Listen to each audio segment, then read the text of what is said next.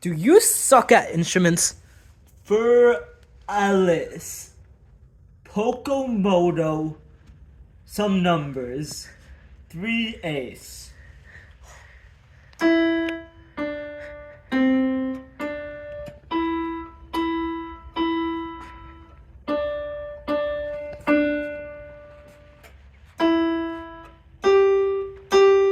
Well, obviously, that's not your fault.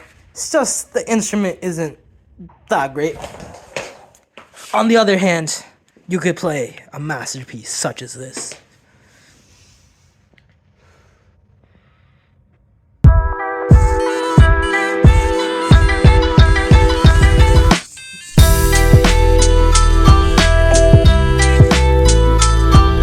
Boom shakalaka. Hello, I'm Sajid Manwar. I'm Aram San. And I'm Zarifa Hanif. And Together we form the formal Arduino. Fellowship!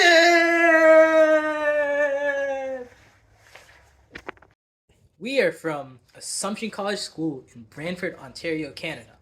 And this is a submission for the SSCS Arduino Music Competition. The Quirkiphone. Now, this is our Arduino over here, or as we like to call it, the Quirkiphone, because it's quirky and phone sounds like a musical instrument. So, let's start with the basics, all the materials that we use to make this. This is the ultrasonic sensor. Basically what it does, it releases a very, very high-pitched frequency that goes all the way up, and then it comes all the way back down. And once it hits something, it bounces back, and it tells how much time it takes in order to reach that, and it creates a calculation of the distance from there. So it's able to tell 40 centimeters, 80 centimeters, whatever. Now, what this does, it takes that input, and it basically splits all of its range up into groups of 4. So this is 4 centimeters, 4 centimeters, 4 centimeters, 4 centimeters, and every 4 centimeters is supposed to represent, one letter. Specifically A sharp, B, C, C sharp, but more on that later. Now, it takes this, and it sends this information to our computer, and then Not the computer, not to our computer, which goes to our other computer. which goes to our other computer, and Power. and this is, thank you very much. And this is our buzzer. So what the buzzer does is it takes this letter output and then it releases an according frequency. It buzzes at that frequency in order to produce that sound. So if it's somehow detected an A4, which is somewhere around over here. No, it's like Really? it's pretty high. It's like our second. That's an highest. F. This is an, Oh shoot, I'm down. Okay, continue. so it would release a sound of around 440 hertz. And in doing so, it releases that vibration through this long spinning tube, which alters the sound quality, and then through this, which sort of amplifies it and sends it further outwards. Now, as Debussy said, music is the space between the notes. It's either Debussy or Mozart, it's disputed. Now, so that's why we incorporated a button, so that it isn't buzzing all the time. So it only creates the buzzing sound if we press the button.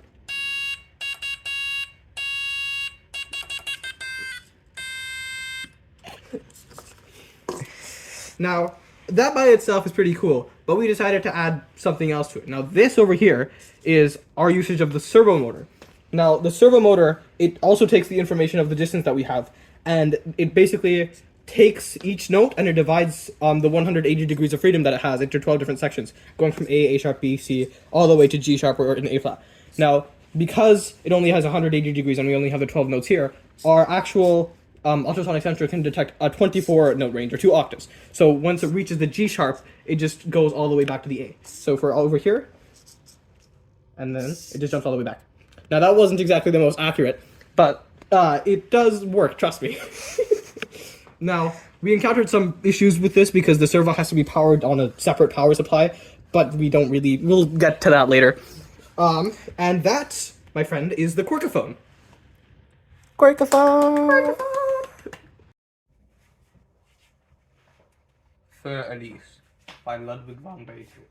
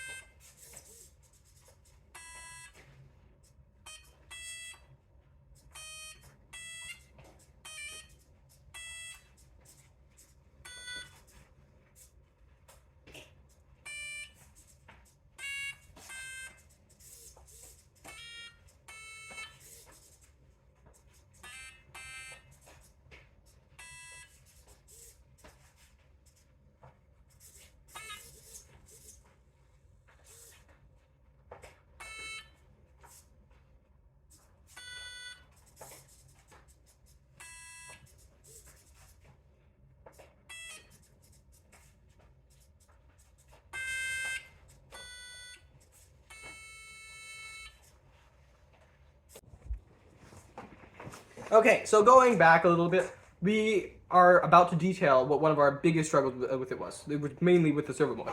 Now, the thing with the servo motor is that it has to run on a different power supply, otherwise it'll do some bad stuff to the battery, which he can probably explain better than I can. But it was a bit of a struggle trying to, make up the little green radioactive stick that we have. Very radioactive. It's not radioactive. I promise we're not using uranium, americium, plutonium, nothing at all. Yeah, no radium involved. But the reason there was a struggle, this doesn't. Usually it would seem like you just plug into your Arduino for a power source. Why do you need a separate one? The servo motor. It's servo motors because they try to correct their position.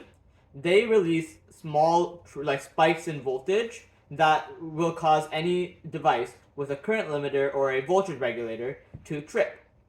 So it's just sending random spikes of voltage into the. An Arduino or the breadboard power supply both have current and voltage regulators. That causes those to burn out, which happened with our breadboard power supply. So we weren't able to we had to replace it. Our solution. I'll make him explain the solution. So, our ingenious solution to this problem was to grab 4 AA batteries and tape them together. Just end to end. In series. There's no wires or anything between. We just stuck them together and wrapped Electrical it. tape and then paper Yeah. tape. We didn't have masking tape or anything, so we just used the closest green tape we found. So yeah, not radioactive. 4 batteries stuck together. We just attached wires to those, and we attached them to our breadboard. And Just to note, we did follow safety precautions. Nothing incredibly dangerous happened here. There is electrical tape everywhere. We used proper electrical tape. yeah, it was covered in electrical tape first, and then we put it over. So we are safe. Please don't worry about our safety. Yeah, the green tape was more to apply pressure because our wires that are connected to the batteries, the connection wasn't super great, which ended up in our servo not working half the time, so we just re-taped it in the green tape to make it stronger. It was mostly But just a pressure thing. Yeah, we were all safe. There was nothing to worry about. Ever. No, not at all. Oh, he is joking. He is actually joking. It's very much joking. I didn't make a few sparks every once in a while. Why did you have to mention that?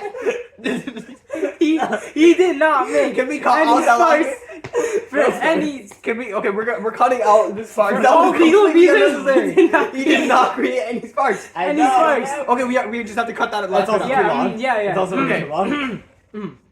Are we done? Are we?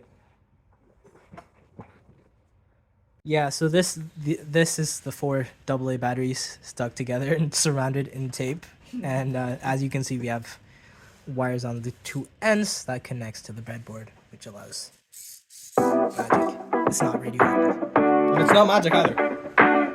It's all good. It's electronics. Thank you very much.